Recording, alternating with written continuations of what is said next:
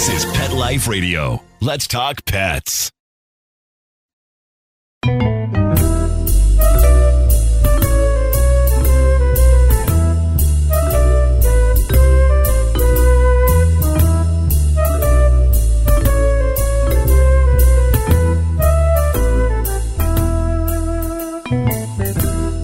cat lovers, this is Michelle Byrne. Welcome to Cattitude. This is a really exciting show. So for those of you that have listened for a long time, and I'm so happy that so many of you do have listened for a long time and continue to listen, I so appreciate it. I've talked about a Sphynx cat. I think they're adorable. I want one. And so this guest reached out and said, I am a small breeder. I have one for you. And I thought, oh my gosh, I'm thrilled and freaking out and scared off my, wow, because I've heard different things.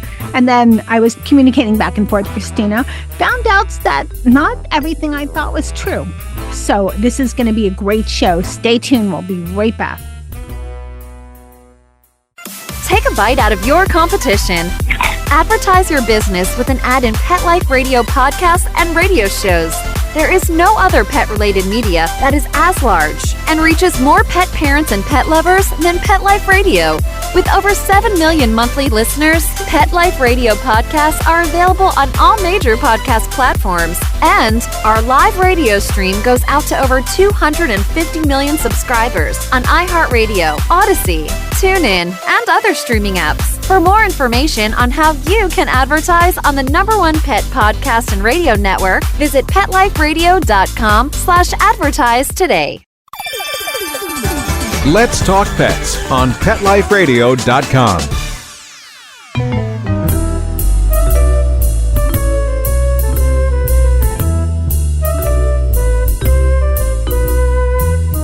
Welcome back, everyone. I'd like to welcome Christina Keene. She is a small breeder of Sphynx cats. Welcome, Christina. Hi, how are you? I'm great. We're recording this for everybody that's listening around mid-December. The show probably air about maybe early January.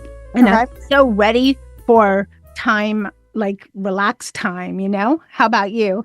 Absolutely. It's lovely. So before we get into the show, a lot of you are like, you hear it in my mouth all the time, adopt, don't shop, adopt, don't shop.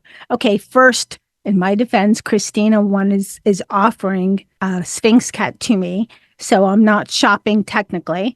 Secondly, Sphynx cats are really hard to find, almost impossible as far as in shelters. Mostly what you see in shelters are, the brindle cats and the tomcats, house cats, that kind of thing. Nothing wrong with that. I have a few of those. I just really like Sphynx cats. So Christina, welcome. Let's talk about, because there's so many myths besides Sphynx cats. So for everyone listening, they're the cats without fur. They're bald. For the most part. Some of them do have a bit of fur on their tails. And I tend to see that more so on female Sphynx and more so also on the lighter colors. My male, I do own a stud cat, and he is completely hairless, and he tends to only put out completely hairless cats. But all of my females I've ever had have had a little bit of fur on their ears and a little bit on their paws and their tails as well. But they're always soft to the touch. They're not. When I first mentioned to my father that I really wanted a Sphynx, he was freaked out. He's like, oh, is it like petting a human? That's got to be really weird. It's not. It's like petting. If you put a peach in the microwave for 30 seconds and then you petted that, that's what they feel like. Even soft. You put a what in the microwave? A peach. Like they have peach fuzz. Peach. Okay. Yeah. So they're very soft to the touch. I mean, they're really very pleasant to pet, actually, believe it or not. So why did you first want a Sphynx cat? So I always adopted from shelters. I mean, I've probably had about 20 different rescues, and I always adopted the ones that were next in line to be euthanized. But I got married about 7 years ago, and my husband is horribly allergic to cats, and he has pretty severe asthma. So it was either no cats or a hairless cat. And I actually fell in love with Sphynx when I went to go. I actually went on behalf of my friend to go pick up an Oriental short hair cat for her when she was away from a breeder, and they had Sphynx cats there. And I was signing the paperwork, and this Sphynx cat kept jumping on the coffee table, grabbing the pen from me. I mean, they were so playful. And he was wearing a little denim jacket. It was just like the cutest thing in the world. And I absolutely fell in love with them. I had never really even thought about the breed at all. I didn't really have an opinion on them. It was not something I'd ever even considered owning, but I just absolutely fell mad in love with their energy and their playfulness and their friendliness. They're just so, so friendly. And I had a toddler at the time, and he had been scratched pretty badly by one of my rescue cats. As you know, toddlers tend to be, they don't really understand how to be, really like careful and like treat animals really gently and stuff like that. And he had been scratched before, which was scary. And then I caught him one time picking up my Sphynx cat once I had adopted my first by his tail. And this is my male Harry, and he didn't even growl or hiss or anything. So their personality, I mean, they're just as friendly as they can be. And they're actually known to be the top rated therapy cat. Okay. I think they're adorable and they're so unique. And I have allergies too, but not nearly as bad as your husband. But I have 3 cats indoors. And if I added another, it would not be pretty. So Right. I can totally appreciate that. Are you familiar with the history and the background of Sphynx cats? A bit. I know they were developed. The breed was developed in Canada in the 19, I'm going to say like the 50s or 60s, somewhere around then. I think that's yeah. Yeah. And I think it was an anomaly. Maybe. One that was born hairless, and then they Yep, exactly. And then they started breeding them to Devon Rex, which is actually the reason why some of them do have a bit of fur. How interesting. I've done a couple shows of on Cattitude over the years about Sphynx cats. One in particular I remember because it was a young girl on Instagram, and she was, had some of the nastiest comments from people commenting about her cats. Sphynx cats, hairless cats are not the norm, and not everybody appreciates the Sphynx for what the Sphynx is. So what is your response to that? So I started on YouTube about a year and a half ago when I started breeding, and it was tough for me at first reading the comments. Some people just had the nastiest things to say, but I get so much more love for my cats than I do nasty comments. And people will, someone will leave a nasty comment, and then 10 people will comment back to them saying like things back to them, like, defending the Sphynx. So it's okay. I know my cats are beautiful. They're amazing. They're such a friendly breed. I actually had a lady come over this past summer to film a documentary on them about how their Sphynx are the top rated therapy pet and how they're the best with kids. I really just don't really take offense to it anymore because I know everything that they have to offer, and those people are missing out, Yep. And, I would say a word that should be bleeped, but let's put it this way. I was about to say one too, but ignorant people will be ignorant people, There's all different types in this world, whether it's, cats, humans, shoes, whatever it is. There's all different types. If it's not your, it doesn't float your boat, go another way. Yep, exactly. Until you meet one. I mean, once people meet them, usually they're usually like, wow, I had no idea. Let's talk about that. Let's talk about their personality because, well, here's what I've heard. And you said that some of these are myths, and we're going to talk about a little bit more about that in the second half. But I've heard that they're high maintenance, but you told me they're not that high maintenance, which is good. I do know that they're a little needy. They like to be clingy and around, and I have no problem with that. They get cold, so they like to wear clothes. Or blankets. Or blankets, right? Or blankets, yep. Or if you're in South Florida, you don't have to worry about that too much. Exactly. Yeah. I don't even keep my AC on that high. I do know that they're talkative. They're meowing. They want to get. I would say that's mostly true for the males. I would say that, at least in my experience, the males tend to be very vocal. The females, my one female, Jada, she has the most adorable meow. Everyone is absolutely obsessed with it. She meows a bit. Is really when you say her name, though, that's when she meows. But my male, he'll go upstairs, and he's actually toilet trained. So he does not use, when I toilet train them, I always give them the option of using a litter box as well. I never force it on them. But he only likes to pee in a toilet, which is great for me because it's the males that have the urine that stinks more, But if someone leaves a toilet lid down, you will hear him from a mile away just meowing at the top of his lungs, waiting for someone to open the toilet. But the females, I don't see them as being as needy as the males, and they're a bit more independent.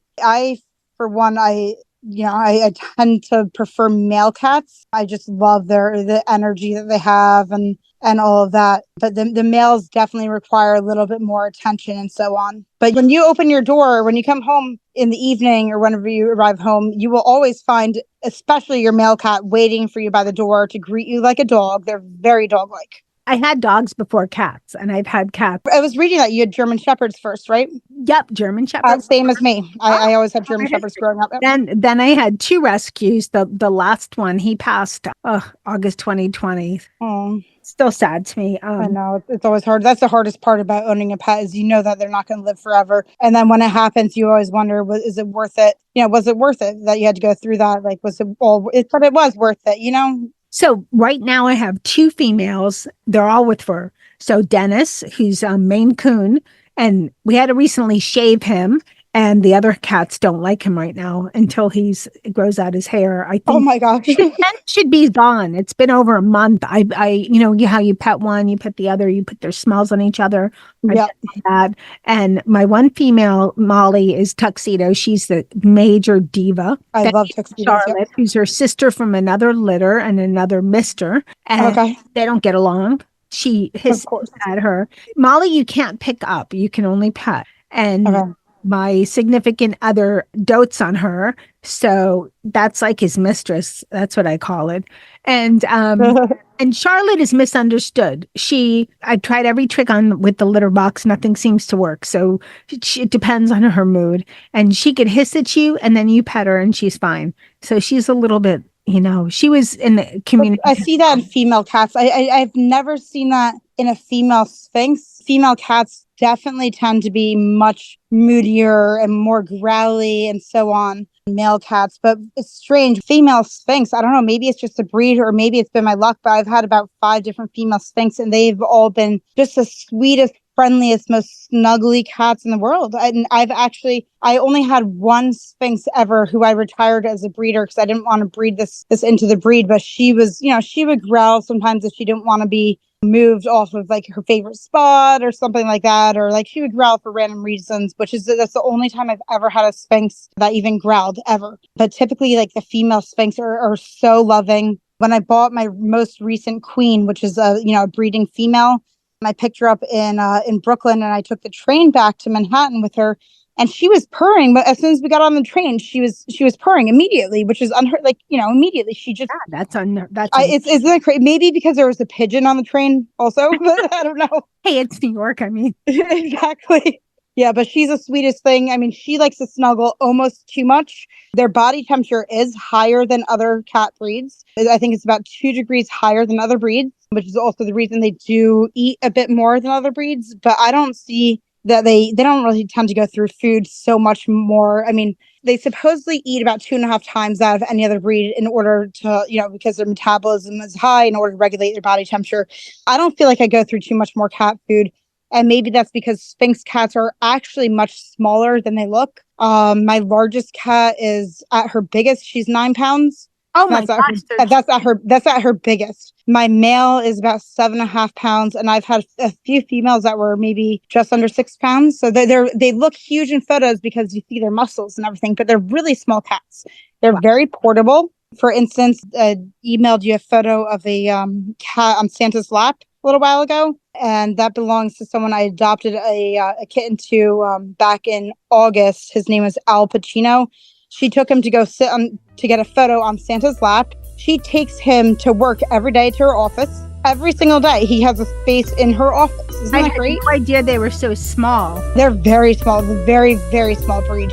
We're going to take a quick break, and we're going to be right back. Molly, here's your dinner. Zeus, that's not your food. Don't let that happen to your precious cat. Elevate your cat's eating experience with the Cat Tree Tray. The Cat Tree Tray keeps your cat's food off the floor and conveniently located on the cat tree. It's the perfect way to eat. It's a beautiful wrought iron tray that easily attaches to your cat tree and keeps dogs and other critters out of your cat's dish. A must for multi-pet households. There's a 6-inch tray for large bowls and a 4-inch tray for smaller bowls. Purchase your Cat Tree Tray today. Go right now to cattreetray.com. That's cattreetray.com. CATTREETRAY.com. Let's talk pets Let's talk pets. on Pet Life Radio. Pet Life Radio. PetLifeRadio.com. Welcome back, everyone. We're talking about Sphynx cats, and I'm talking with Christina Keene. She is a small breeder. And so we talked a lot about in the first half about Sphynx cats and some of their personalities. And I told you about mine. I have like divas. Mine are all big. Like, I think Dennis might be the smallest, which is strange because he eats nonstop. He'll tap you. If you are eating lettuce, he'll tap you to give him some lettuce. It doesn't matter what the food is. I have to video this and put it on Instagram one of these days. He comes and taps you and he waits, and then you give him, you hear I'm eating lettuce, and he looks at you and goes, no, forget it. Why did I bother? And he goes off. And then we have Charlotte and Molly. So, Christina, I am like beyond thrilled about your offer for the Sphynx cat. I do have, if you would rather, like, I know you want a male. I do have 2 females available right now, unless you want to wait for the male. That's up to you. Well, here's my situation. I have 3 other cats. So Dennis was in my house first, and then came Charlotte. And Molly was a little tiny kitten because she was born on my doorstep. They were part community cats. And then I had 2 others that were the parents, but they've since passed on. So Molly was a little kitten. I had to make a special crate for her and put her in another room because Charlotte, her sister, would attack her. Now it's the opposite. So Karma.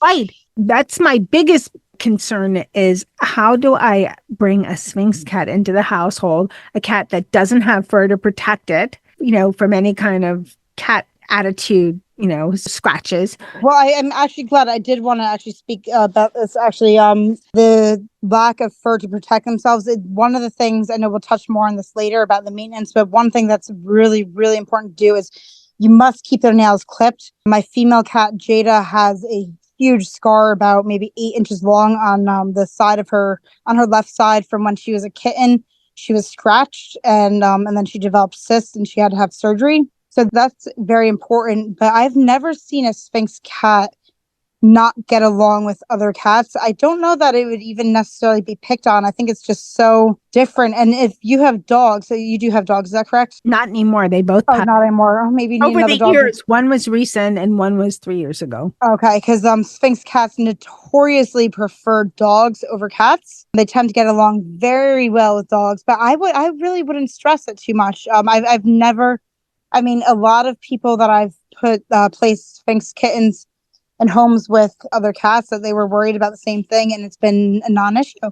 Absolutely. Or you could do slow introductions, keep the Sphynx like in your room with the door closed, let them smell each other and transfer their blankets between each other, and so on. But I've really never had any, a concerning incident brought to my attention. But do you cut your cat's nails? I do. I actually, believe it or not. So this is how easygoing Sphynx are.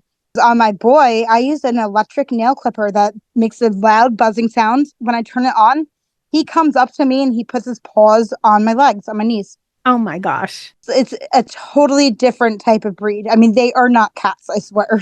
They're more dog-like than they are cat-like. I walk mine on leashes. They love to learn. They'll play fetch. It takes a few days to teach them how to play fetch, to bring it back, the toy back to you. My boy was toilet trained to use a human toilet in only 11 days. Oh my gosh. And again, he does still have the option of using a litter box. He does not want to use a litter box. So, they love to learn. They're always watching you, always. And they want to learn how to do everything. They're great. Okay, let's go back to bathroom for a second. I think it was, I don't know what, I was probably going through Instagram or YouTube or something. But do Sphynx cats ever accidentally poop on the wall? No, I've never heard of that. Okay. Maybe if the litter box, so I leave the litter boxes maybe 6 inches away from the wall. The only reason I would say that would happen is if the litter box is up against the wall and it's not a large enough litter box. And they're probably strategically trying to poop in the farthest space away from the middle of the litter box, so space for later. But if you keep that litter box clean, every time I see a poop, I scoop it out, and that's it. So, I mean, they'll try, and the only reason that would happen is if there's already poop in the middle of the box and they're trying to stay away from that because they're notoriously clean animals. All cats are. And if it's pushed all the way against the wall, but there are easy fixes for that. They make something called like a pee screen, which you put around the litter box. It's like a piece of flexible plastic. Or I use these DIY like storage cube panels. They're it's like a clear plastic panel. You can build them into a kitten pen or into a storage cube closet organizer, stuff like that. So I just put those around the litter boxes, and I don't have a problem with that. Oh, that's yeah. What makes some of the Sphynx? Some look so wrinkly, and then some are not wrinkly at all. So the really wrinkly ones are considered extremes. They go for a bit more money. And also, some people are misled when they go to buy a Sphynx kitten and they see photos of them where they're very heavily wrinkled, and then they get them and they're much smoother. Those photos, a lot of breeders like to photograph them when they're 4 weeks old, 5 weeks old, which I don't do. That's when they're much more heavily wrinkled, and the wrinkles do smooth out. Now, I do have a cat, Jada, who will be the mother of the kitten that you will receive. She's considered an extreme, but she's not ridiculously heavily wrinkled. She's probably half extreme, probably one of her parents was. But your kitten will have a bit more wrinkles than the standard Sphynx. But that's basically the difference. So it's like the extreme, which people pay top dollar for. But then it's cleaning them probably becomes more complicated and so on. But even Jada, she doesn't have wrinkles that overlay where you have to get inside of them and stuff like that. Okay, and for the record, I was just curious what the wrinkles are. I don't care. Wrinkles, a lot of wrinkles. It's, it'll wrinkle. I think they're cute. Wrinkles are beautiful. Bald is beautiful. Wrinkles are beautiful. Let's celebrate that. But I think there's some saying, I'm sure some actress said that somewhere, wrinkles are a sign of life. Yeah, absolutely. For everybody that's plastic out there. Ugh. Anyway, I don't get that. So what are some other things? How hard is it? This is where the high maintenance comes in a lot. How hard is it to keep your Sphynx clean?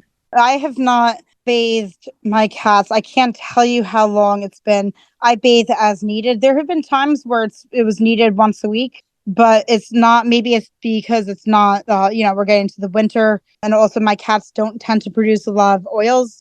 I honestly have not bathed my cats probably since August or September, other than if they're dirty in a certain area, but cats are notoriously clean. If they're dirty in a certain area, maybe I'll give them a wipe down. But there are times where I'll, if it's like the dead heat of the summer and they feel oily, I'll just bring them in the shower with me and they're fine. Like sometimes they'll even hop in the shower with me, but that's only when I'm not using my own soap yet and I don't have shampoo and stuff, because you have to use something that's cat safe. Cats' livers do not work the same way other animals' livers do. It would be very dangerous for you to use your, let's say, Pantene Pro V or something like that on a cat. So you have to be very careful about what you're using. But I only bathe as needed, and it's actually a new trend not to overbathe your cats. They don't need it. They clean themselves. But if it's one of them, somehow got dirty, then, they'll get a little wipe down in that area and that's it.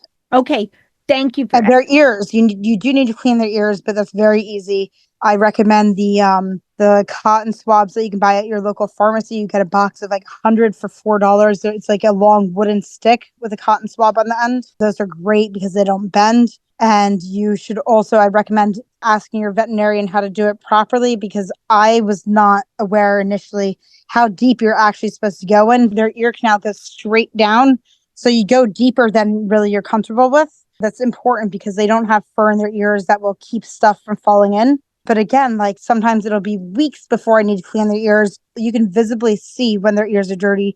And then sometimes it's every 3 days they need them cleaned. It just depends. But the great thing about Sphynx is everything is visible on them. You can see when they're dirty. You can, if God forbid, if there's a tumor growing or something that you're concerned about, you can see everything, everything is visible to you. So you can see when their ears are dirty. It's not a guessing game, which is great. As you said that, and I don't know why this question came out of someplace, but what about, can you see when they're eating? What do you mean? They're not that, they're not invisible, but if they were to eat a lot, take a big mouthful and gulp it down, could you see it in their belly as they're... Oh, no, I've never noticed that. No. Okay. Maybe that, with a little kitten. So when they're born, you would be amazed. You should actually take a trip to New York to see when I have the next litter. They're smaller than mice when they're born. A large newborn kitten would be 70 grams. That's large. So they're teeny tiny. So once they're like their first few weeks of life, after they eat, or if they have like a lot of milk or so, you'll see their belly protruding, but that's it. There's nothing like, you don't see anything like weird going on through that. But it's nice that you can see changes in their body, where you might not. My mother had a Maine Coon cat that sadly passed away with cancer last year, totally unexpected. He was, I think, only 5 years old. He had a tumor, and I wonder if had he been a hairless cat, it probably would have been noticed sooner, maybe. Dennis is part Maine Coon, only part. They have such long hair. It's very easy for it to get matted. And that's why he was shaved. We were on vacation and just a couple of weeks and matted. And yeah, I believe it. So so I mentioned that Sphynx cats, everyone says they're high maintenance. I do not get that at all. They are such low maintenance. Do you know what it's like to be able to pick up a cat and hold them and snuggle with them, and you don't have to take out a lint roller, and you don't have to vacuum up pet fur. You don't find pet fur in your food. You don't have to pull it out of your teeth or whatever. It's amazing. That to me, that's low maintenance. That's a plus, but there's a lot of other pluses that outdo that one, because I still have my other 3 with hair, and every time I go out, no matter what, I'll look down. Why is there hair? Yeah, but then for you could get 5 Sphynx cats then, basically, because it won't add any more fur. So it doesn't matter how many you have. My concern now, I'm still a little nervous. Well, first of all, with logistics, because we're across the country. I actually flew one out to Utah over the summer. I will not ship a cat by itself. I will fly, with it. It's important. These cats, I have stayed in touch with every single person I've ever adopted a kitten out to, other than the one person that kind of did not pay for them. But every other person I am very close with still. These kittens knowing that they're in a good home is important to me. I'm not going to go blindly ship them to someone. I will gladly, I can fly your kitten out to you, and then we can just meet at the airport or whatnot. We'll figure it out, everybody. Stay tuned, because we'll see what happens. I'm still nervous because I know what my cat crew is like. What else, as we close, what else would you like to tell our listening audience if they have any thoughts or questions? What is the thing that I'm sure people have lots of thoughts and questions. Hopefully we answer them in the show. What is the one thing you want people to know about Sphynx cats? That if you're not sure about getting a cat, these cats are not stereotypical cat-like. They're really friendly. You'll never hear one growling. They will want to snuggle. So if you're not okay with having a cat in your bed, maybe don't get a Sphynx. They love to snuggle with their humans. They love to greet you at the door, and they're really pleasant to be around. They're great. And Halloween is like, if you do get one, start thinking about your costume, because endless opportunities. I dress up as a chef every year, and my boy Harry dresses up as a lobster, and I carry him around in a lobster pot. So you can have a lot of fun with them. They're great. They're not, in my opinion, they are low maintenance compared to other cats. And it's also always great if you can find a veterinarian that is familiar with the breed, because it's a quite rare breed. I was lucky enough. I just moved upstate from Manhattan a few months ago, and I was lucky enough to find this fantastic veterinarian that happens to have a Sphynx cat already. So it's always great if you can find a veterinarian that's familiar with the breed, because they are a bit different. Their body temperature is a bit higher, and when they get their vaccines, you'll see the lump that the vaccine produces. And a lot of vets that have never had a Sphynx there freak out, but vets that understand Sphynx, they know that the fur is not going to cover that up, and so on. But that's it. And they're great with children. Like I said before, we had someone come film a podcast recently based on Sphynx cats and children, and how they're the top therapy pet and so on. So I highly recommend. You're not going to have some scary incident with a Sphynx cat and a child. They're just really friendly. And the theory behind that is because breeders of Sphynx typically keep the kittens with them and with the mother until they're at least 14 weeks of age, different from other cats, which are like a lot of times they'll let them go at like 6 weeks of age. So it's important that they have, that extra time with mom. Let me ask you something. You mentioned therapy cats, and we didn't really touch on that. We're almost about out of time, but I think that must have to do with their amazingly, friendly personality. Yep, that, and they also love body heat, so they'll snuggle with anyone, And that makes a big difference for a therapy cat. They say a hug is, worth a lot, but, and having contact. So I'm sure. And plus you can dress them up in anything that makes someone happy. I mean, I have mermaid outfits. I have every single type of about 70 outfits. Contrary to most cats, they like to be dressed up. That's the Yep. Normally, I don't like the idea of dressing up cats, but because normally if they have fur, then it's uncomfortable to them, which I get it. But they don't have fur, so it's like, us putting on clothes. They don't do the funny walk. I've had a few Sphynx where I don't dress them up because they do that funny little walk, or they look like little worms on the floor. But for the most part, I mean, they're happy to be dressed up. And I mean, I have costumes for every occasion for them. the pictures I've seen and everything I've seen, and they just, you're like you said, they have the most amazing personality. So Christina, thank you so much for your offer. We're going to figure out how we can work this out. We'll do that off air. And thank you so much. Absolutely. And check us out on YouTube if you haven't already. Let's tell all the listeners about your YouTube channel. Okay, so our YouTube channel name is Arigato Cats, and it's at NYC Sphynx. That's SPHYNX at NYC Sphynx. Okay, check them out. And I thank you so much for coming on Cattitude. Thank you so much. I hope all of you enjoyed the show. I will keep you updated on my Sphynx cat. A couple hurdles I have to go through. Everyone, stay tuned. I will keep you updated on Michelle adopting a Sphynx cat. And until then, I will be with my cat crew, Dennis, Charlotte, and Molly, and try to talk to them that they're going to get another little brother. Hopefully that'll work out. Thanks again to Christina for coming on the show and for giving me a Sphynx cat. I'm in shock. What a great email that was. And of course, thanks to everybody listening to Cattitude. I so appreciate you listening. Thank you. Thank you. And without my producer, Mark Winter, working his magic, we would not have the excellent shows we have on Pet Life Radio. And he always tells me he barely has to edit mine. Yeah, sure. But he just does such a great job. So thank you, Mark, for all you do. And hey, remember, lose the attitude of Cattitude. Let's Talk Pets every week on demand, only on PetLifeRadio.com.